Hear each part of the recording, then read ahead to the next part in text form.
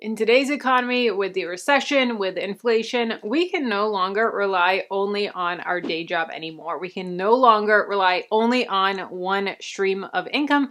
It is so important to have multiple streams of income. I personally really recommend having a side hustle or something that you're doing on the side, a second job, a second stream of income. And with how busy we are today, because let's be honest, we're really busy, I recommend a online based side hustle, something that you can do right from home, that all you need is an internet connection.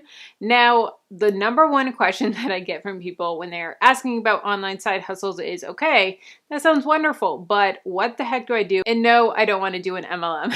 Trust me, I got you. Fun fact about me, I've actually been in 5 MLMs in my life. Yes.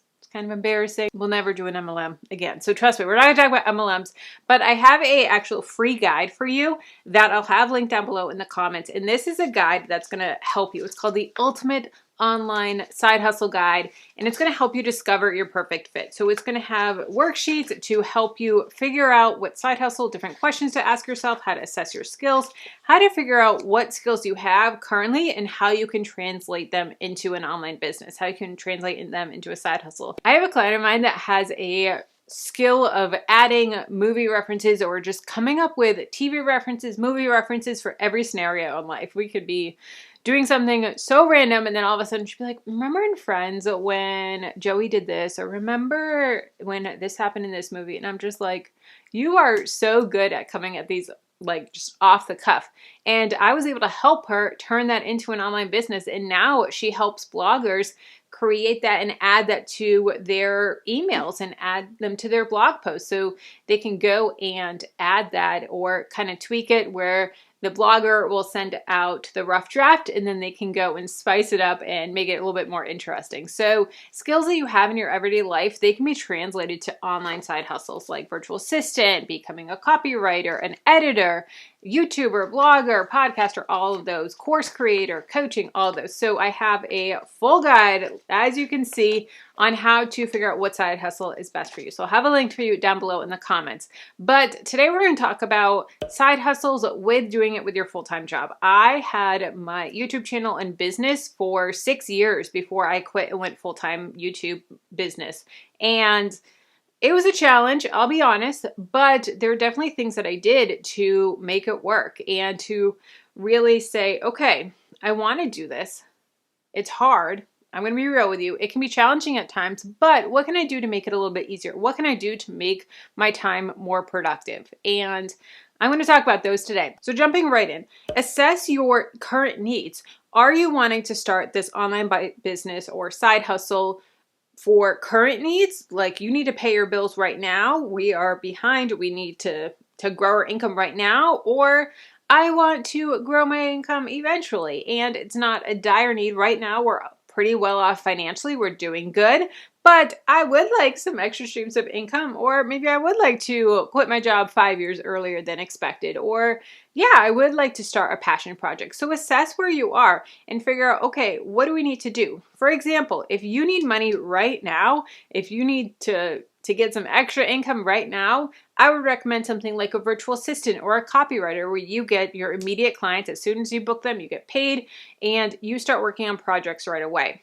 If you're looking more long-term game, maybe YouTube, maybe vlogging. That is going to be less money up front. It takes a little bit to get it up and running, but then there's no ceiling of how much you can make. When you're a virtual assistant, you're trading dollar for hours or dollar for project, but as a YouTuber, there's no income. There's no limit. A lot of the times that I'm getting paid on videos is videos that I made years past that I'm still getting paid on.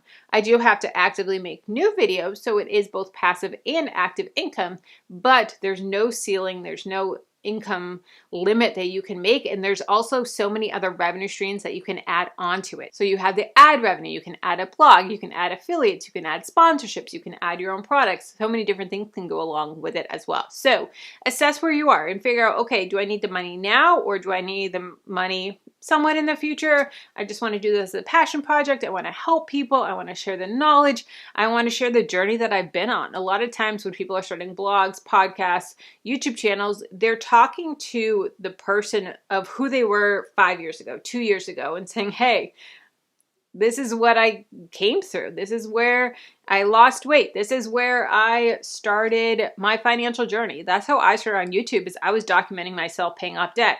I was documenting, learning about money, and then over time, now I'm helping other people do the same.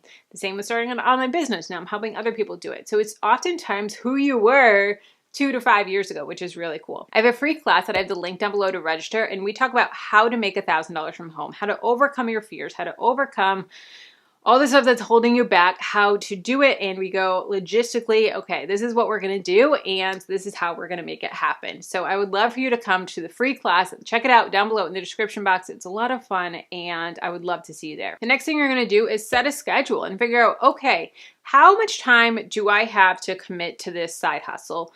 I can work during lunch hour. Maybe I could work maybe an hour or two before work, or an hour or two after work, or after the kids go to bed, or a little bit on the weekend. Figure out what pockets of time that you have. So often we're like, I don't have any time. I'm so busy with this. I'm so busy with this. But then if you time block your day, this is something that I did because I am a new mom, and I was like, I have no time for anything. I have no time for myself. I wake up, then I have bottles, then I have to feed my daughter, then I have to work, then I have to do this. And the whole day was just surrounded between work and my daughter. And I was like, I have no extra time. So what I did is a time block. And I said, okay, these are the blocks of everything that I have. And then I had this extra block from like 5 to 7. And I was like, oh, I can watch a show. Oh, I can take a shower by myself. Oh, I can do these things. And when you do that time audit, that time block, you can say, okay, we do have some pockets of time in here, and figure out what pockets you have, and then figure out how much you want to work. If you want to put in 5 hours a week, 10 hours a week, that's only 2 hours a day, Monday through Friday, or an hour a day and then a couple hours on the weekends. Like, it's something that you can totally manage. So many times people think that it's going to take all this time, but it really doesn't. And it's not something that you have to put all this block of time at one time. So it's not like you have to spend 10 hours on a Saturday. No, you can do an hour each day or a little bit each day, and then it adds up to the total time. That's one cool thing about being a virtual assistant or a podcaster or a blogger or anything like that. Honestly, all of these side hustles, you can do them at your own pace. You can do them at your own time. You have your deadline that you have, but as long as you meet your deadline, you're good. It's not like when you're working a 9 to 5 job and you have to clock in, you have to be there at a specific time.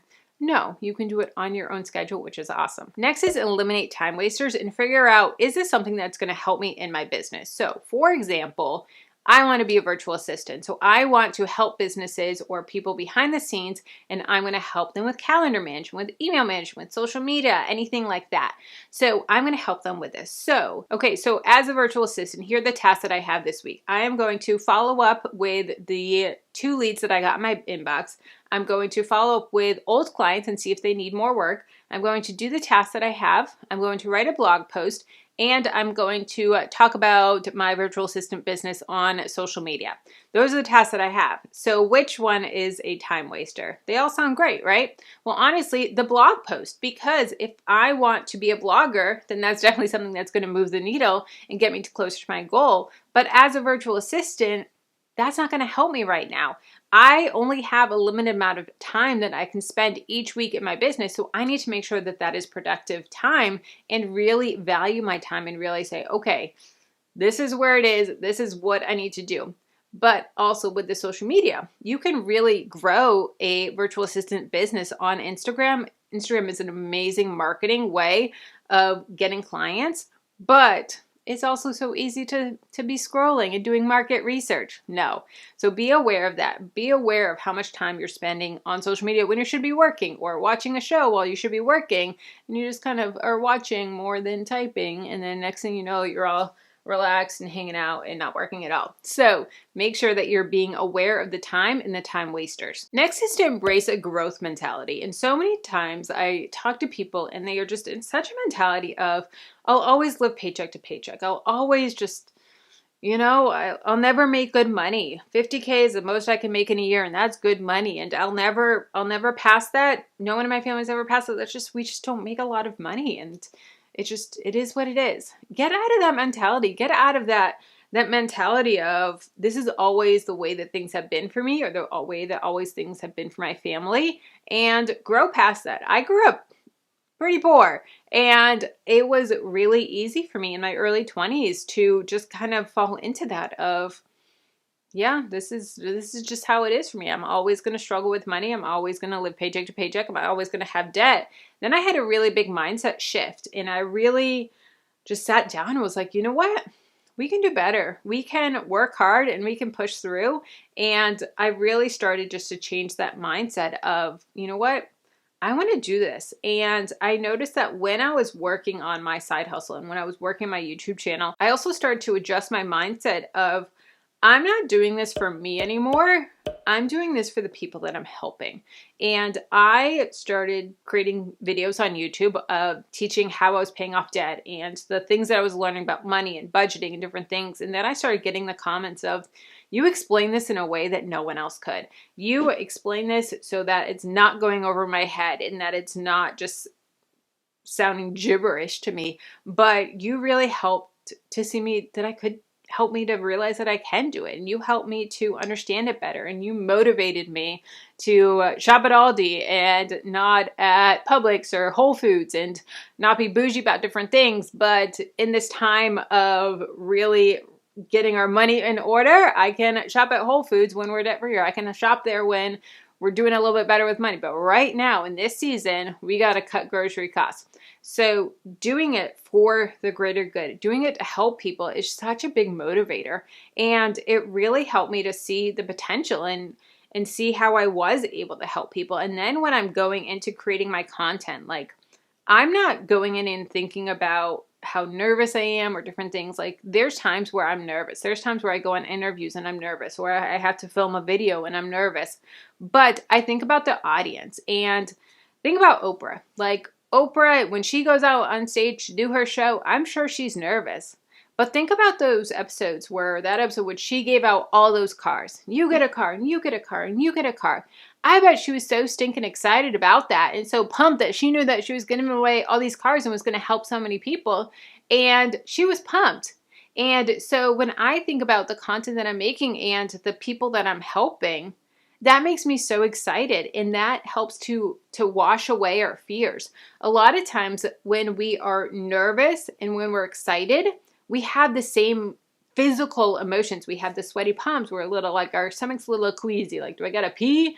What's going on here? So turn that into motivation, turn that to excitement, and take it off of yourself. So often we are worried about whether people are going to think about us or different things of, well, is my hair out of place or this or that, or am I going to stumble over my words or all these different things. You're going to get better on camera. You're going to get better at writing. If you look at my old stuff, it's embarrassing, but you can see my journey. And even the old stuff that I find super embarrassing now that I want to take down, it's still helping people. If I go through those comments on those videos, I can see that I'm still helping people. So take the focus off of yourself and put it on the people that you're going to help. Another thing that you can do with working full time is to take time off of work. Take time off of your day job. I often would take, when I was working my 9 to 5, I would take vacation days. A vacation day here, vacation day there every once in a while, and spend that working on my side hustle, spend that working on my business. And your vacation days at work, your PTO, it doesn't have to be for vacation or sick or whatever it is. It can be for whatever you want. So if you want to take it off to work on your other business, as long as you're not working on it during work hours, it's totally fine. So this is something that I did a lot, is I would take vacation days or extended lunches and work on my business and get some time in, because I knew that I could do it. I could focus. The house was quiet. And that was a great way for me to get those extra hours in to work on my business. Next thing I would recommend is to pick one side hustle at a time. I have 10 different streams of income, and I have all these different revenue streams over my business, but it's taken me 7 years to build up those revenue streams. So many times people, when they want to start a side hustle, they're like, okay, I'm going to start this and this and this and this and keep on building all these different revenue streams. And then it gets overwhelming, and then they're not making money because they're spread too thin, and then they quit. So I recommend starting with one or two, and really getting that down, really growing that. And then over time, you can add a new one, and then you can add a new one. When I started my YouTube channel, I didn't start my YouTube channel, my blog, my digital products, my courses, all that stuff over time. No, I started my YouTube channel, and then I had that for a year or two. Then I added a blog.